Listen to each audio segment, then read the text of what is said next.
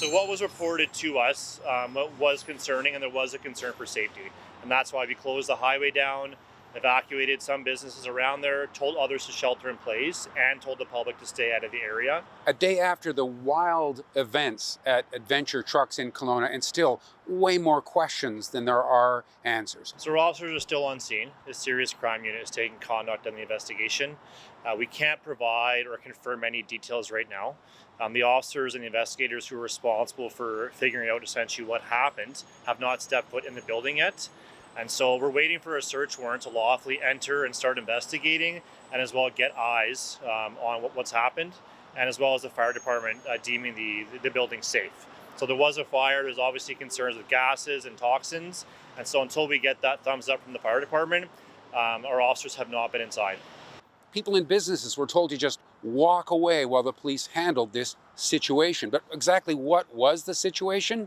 Well, people in the neighborhood are trying to piece it together for themselves. We were outside sweeping and cleaning, and all of a sudden all the police cars came and shut down the streets. And there was about a dozen police cars undercover, whatnot. So they were telling people at their businesses to clear out? Yep, stay inside the buildings, lock the doors. So we went and locked all the back doors and the front doors. And then we see emergency response team, heavily armed RCMP. Heavily armed SWAT showed up, or tactical team showed up with 2 SWAT cars. Did you hear any?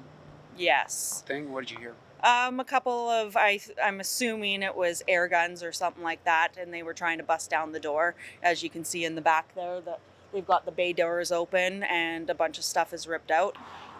It's ended now.